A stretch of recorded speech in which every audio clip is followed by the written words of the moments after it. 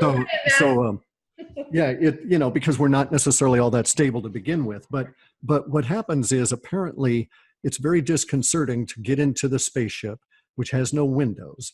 And then they shut the door, and then instantly they open the door, and you're 20, 40, 80, 100 miles away in an entirely different environment. It's just very disconcerting.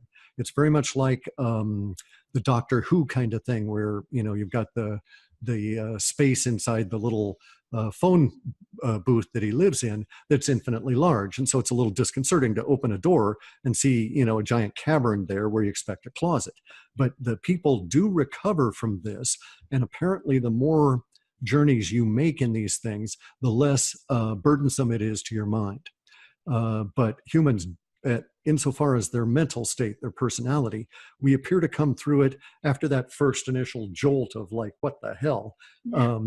We do well, and we can learn it. Now, I can't speak to the physiology of our bodies and how well that does, because there does appear to be a lot of very inimical effects on reverse engineering space devices on the people doing the reverse engineering.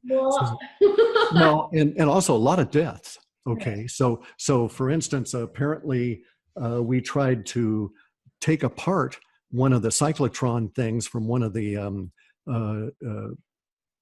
destroyed or crashed spaceships, and I think it was in area S4, but I'm not really sure. But this would have been in the 60s or 70s, and we tried to do something with it, and it exploded. And we had an underground nuclear explosion that caused all kinds of problems and had to be labeled on a freak earthquake.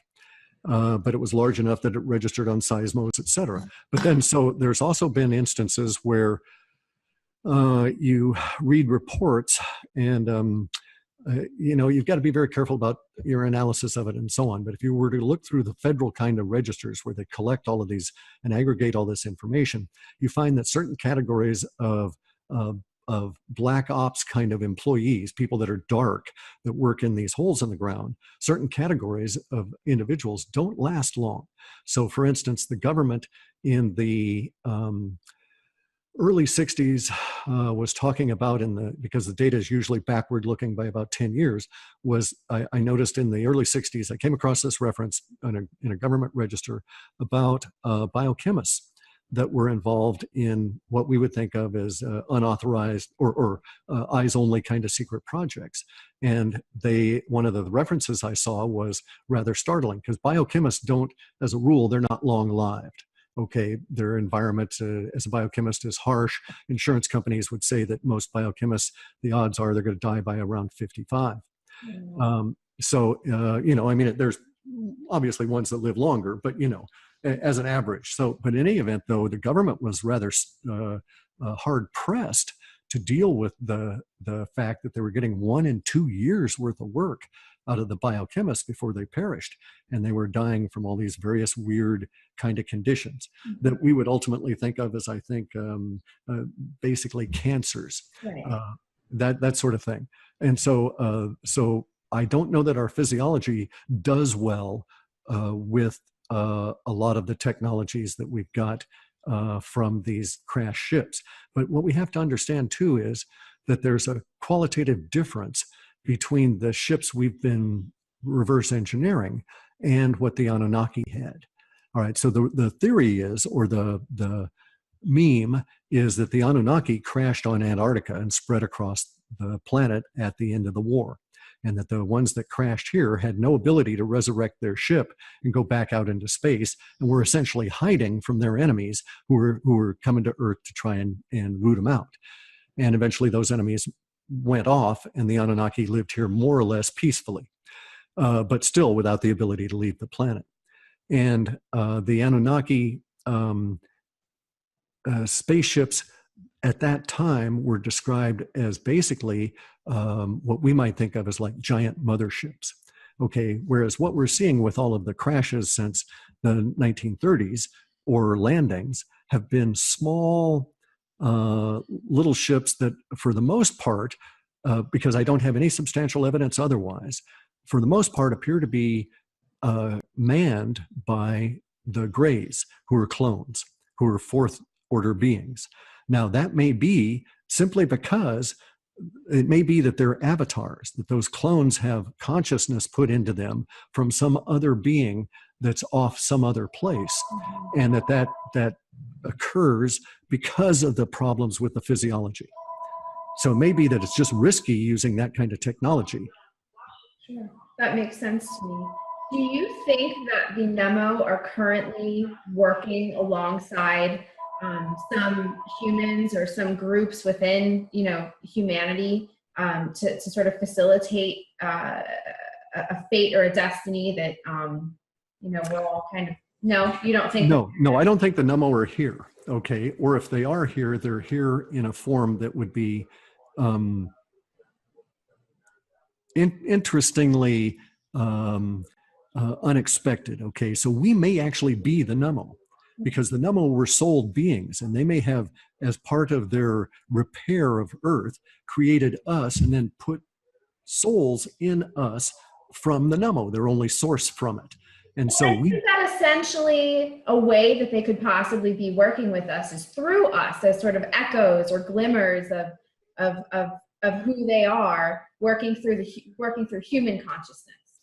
I wouldn't think so, simply because the Nemo were not shy. All right. They're physical beings. They're party animals, actually. Okay. They loved good food and drink. They were always seen, or always discussed in the Salish myth as being all up for potlucks and just good kind of social beings, and had no hesitation about being physical and so on. If we are indeed the Nemo, we'll never, ever, ever know. And we're now human. And so we're not really Nemo. We've been transformed by that process. And I don't know that that's a case. I'm just putting that out as a hypothesis, because the Nemo did say, and they say in a bunch of the different traditions, that the Nemo, is part of the debt that they had to pay. They chose to pay to us by giving us souls and eternity. And so we're not immortal, and just like the Nemo are not immortal. And so if we want to think about it that way, it's much more likely that the Anunnaki are still on the planet as immortal beings, getting really old now, and hidden, but not the Nemo so much. And then the Nemo also made a big point of saying that we're all leaving so that you guys can work out your own destiny. And when it's appropriate, we'll come on back and chat. Okay, that makes sense. And I also heard you make reference to the possibility of deep water civilizations that we do not know about, or perhaps some facets of our government do know, and they work very hard to keep it a secret. But that deeply resonates for me, clans or tribes or civilizations deep inside the ocean. So that, I think, is just a fascinating idea, and it just brings to light all of the possibilities and all of the things taking place that humans are just so completely oblivious to. Is that something that you have thought about?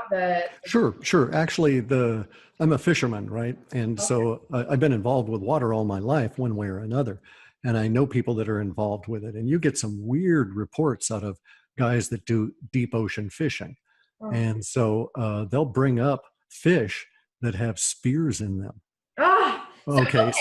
So this is true. So you can attest to that, because I have heard that, and I kind of brush it off. I'm like, yeah, that's very sensational, but could it be possible? Well, here's something else as well. A couple of different things. The Navy has these ideas. I think they're called fast movers or fast walkers. And so Navy submarines will record these underwater somethings that are moving at incredibly fast speeds, well beyond what we can do with hardly any kind of noise.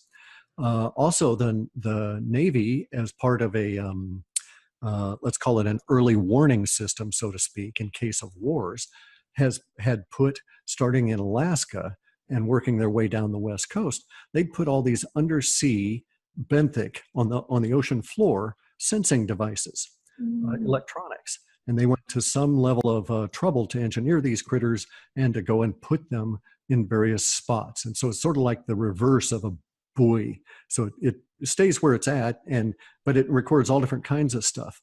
And they were breaking down within, they supposedly were going to have a 10 or 15-year lifespan, and they were breaking down within mere months of being placed on the bottom of the ocean. And it's a classified report, but when they went and sent repair crews, they would say, wait a second, someone's picked the lock here. This was damaged deliberately. And it's not like, you know, the clams down at the bottom of the ocean. My electricity's been unplugged. I've got to grab it here. Okay.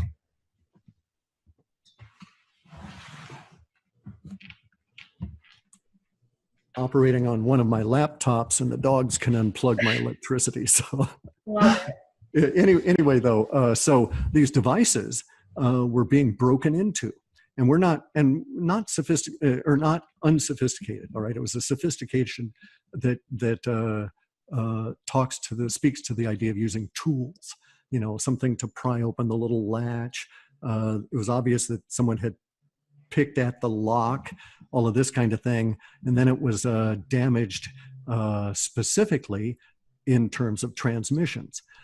And so the conclusion, one of the conclusions was that the damage was occurring because of the high frequencies that these devices were being operated at. Now, bear in mind, as humans, we can't transmit information through the water. Okay, so it's incredibly difficult to get a message to a submarine unless that submarine's on the surface. And because we can't send signals through the water in any meaningful fashion. There's the long waves and a few of these other things we've tried. But these devices were intended, at the bottom, were intended to do a specific kind of a burst, and then to let you know that something had happened. And then they would go and retrieve the device in order to get the stored information out of it. And I don't know really what they were intended to look for, why they were there, what their sensor array was, or any of that. I didn't come into any of that level of knowledge about them. But I did find out that the burst was at a very high frequency level. And so the supposition was that we were causing problems for somebody down there, and that this was their approach, where they pry open the hatch, find this particular circuit board, and then excise out these particular circuits. And it would effectively kill the device. Didn't alter its power functions or any of that kind of thing. And then they would just casually shut the door and go about their business. So indeed, we may find that we have cousins, because the Nemo is aquatic beings, and they may well have populated the bottom of the ocean with aquatic kind of humans. I don't think the Nemo themselves are here. They may be, and they may be coming back. We've had some, let's just say, interesting occurrences, all right? And so one of those interesting occurrences we actually lived through where I'm at, out here on the coast. And this was on March 1. I was sitting up working on the data sets for the March report, and the whole house started just vibrating. And it was very much as though, and the noise of the whole house vibrating, we'd only been here barely a month, not even a month at that stage. And so it was a new effect to us. And so we're sitting around thinking, oh, well, it's the washing machine that was totally unbalanced and was whipping around, right, to create all that noise. And I had been doing a load of clothes at that time. And indeed, when the whole shaking part of the thing was done, I discovered that the load inside the washer had been totally thrown off to one side. But I actually now think that what occurred caused the washer to become unbalanced as opposed to the other way around. And it was not the washer that was vibrating the house. But what had happened was on March 1, the largest meteor to hit the Earth in the last 20 plus years came over the Olympic Mountains and crashed into the ocean here off of ocean shores. And in so doing, it shook up the houses. There was a giant bright light, all of this kind of a deal, right?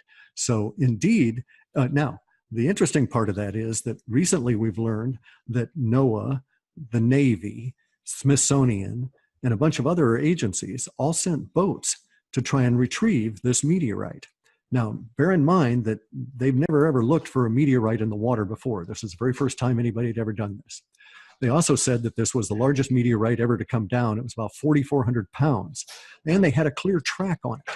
They were able to triangulate it from 3 very precise radar things. They knew exactly where it came down on the ocean, and theorized that it was going to go into this area that's a 400-foot deep canyon. But when they sent their ships and stuff, they recovered 2 little tiny sub-millimeter particles out of the 4,400 pounds. Their excuse for this, so they claimed success on their mission, but they said that the 4,400 pounds of stuff sunk into the mud off the coast here. And then they sort of let it go. So basically they're blowing us off, right? The huge amount of personnel involved and ships and all of this kind of stuff, and they supposedly had success. But the other kicker is that the locals who saw it, the thing on March 1, describe it as a spaceship. Oh my gosh. They're saying, no, it was not a ball of fire. It wasn't a meteorite. There was fire behind it, but you could clearly see the spaceship ahead of the column of smoke and fire. And so it was just that it was going so hugely fast as to cause the atmosphere to become incandescent. And so it's just an interesting thing. So, in a lot of the recent UFOs that we've been seeing are in fact coming down over the ocean. And, like the stuff from Tom DeLonge's group, right? We're discussing oceanic UFOs and stuff. And so it makes sense so maybe the Nemo are indeed coming back. And if they do, they're not going to land on land. They're water beings. And so they're going to land somewhere off in the ocean. And also, if one was a space alien and you saw a planet that was 70% water, well, you'd probably land in the water. Right. And their aquatic nature. Also, you mentioned that space is not a vacuum, and I really resonate with that. I've always felt that what surrounds us is more like water, more like plasma. Certainly nothing that I could compare it to here. I don't, but kind of like a mixture of, oh my God, that scared me. There's a really crazy lightning storm going on right now. It's July in South Florida. So right. But, I do wonder the fact that they're aquatic in nature and what surrounds us. I've always experienced it as being the kind of like more of a flowy thing, as opposed to what they want us to believe. It's you can't breathe, everything just disintegrates. So that is interesting. The water certainly has a lot of, recording abilities. You can hold a lot of information in water. So what, in place of a vacuum, what would you say is surrounding us? What are we suspended in? I don't know. The vacuum exists behind the sun because of its transit through that interstellar medium. And the scientists call it the interstellar medium. Okay. So even they are not specific about it. We do know, though, that the edge of the solar system, where the Voyager craft have gone, that it's much more like an energy field, and they're unable to leave the solar system. So we've never ever sent anything outside of our solar system. And when we do get signals back from these craft, it's this hiss as they encounter this energy field, and their progress. So from the vacuum, the Voyager goes at a relatively straight and steady pace, and then it starts slowing down, and they couldn't figure out why it was slowing down as it came close to the edge of the universe, because theoretically, according to their understanding, it's vacuum on either side, right, or at the edge of the solar system. And so it's vacuum on either side. There is no barrier or anything there. It's just an arbitrary line we draw in our heads to say this is our solar system, and then the rest of it is vacuum out there. Right. And in fact, the Voyagers are stuck at the edge of the solar system and unable to penetrate through into the interstellar medium. So we don't know what it is. I would think of it as being more energetic, but the Russians are of the opinion that it's much more solid, that it's very much like sand or dust or something along those lines. It's kind of like, I really do feel that. I really do get a feel for that. So we've covered a great deal today. You've been so generous with your time. I didn't record the intro, but I'm so thankful. That's fine. I didn't cut out any of your information here. I'll go back and see what I can do with the editing. But CLIF, thank you so much. One last point. If you could maybe expound just a little bit on where you think we would, what the ramifications of human beings on the surface here discovering that we have cousins in the ocean. To me personally, this is just something that would change human consciousness, overnight, if we could see, like, oh my gosh. The problem with that thinking, though, is it goes back to I would agree with you in a generalized sense if we weren't under this control system. So imagine this situation. We have a historical analog for just that kind of a deal, because the investigation into the Mesoamericans was done, and people were exploring all the pyramids, finding things down in Mexico, Yucatan, all through there, evidence of huge civilizations and this kind of stuff. And at the time that they did that work, it was discounted, shelved, put back, because the rest of the people in the Americas were in the process of being at war with the indigenous native tribes, and we were in the process of exterminating the indigenous peoples. And we didn't want to hear that they had a rich heritage that included finer math and science than we did. So there's political stuff there. So that I think that maybe it might be, unfortunately, very similar to that. If we discovered that the bottom of the ocean was populated with people that lived in cities that were aquatic beings and so on, it may not be to our politicians' agenda to grant them, these beings down there, anything more than very primitive kind of sentient sort of things. Nowadays, we recognize that the hieroglyphs in the Mayan world and the Inca world were in fact a very sophisticated language that encodes all kinds of information. But at the time, anybody that brought up that kind of theory was instantly killing their science career, because we didn't need to know that when we were fighting their descendants. And our goal was to, take the lands and exterminate the descendants, right? You don't want to hear that they've got this rich language and that they're comparably equivalent or better than you at science and all of these kind of things. So it's really tricky. The politics intrude on everything at that level. And thus the whole, Anunnaki versus the Nemo, and hierarchy versus decentralization or self-organizing collectives. And, if we lived in a world of self-organizing collectives, it would do so. I think we would have a big cousin party, Right. Wow. Share some salmon, that sort of thing, right? Exactly. Oh, and does the raven on your icon, is that a raven or a crow? That's a raven, yeah. Okay. And does that coincide with the raven from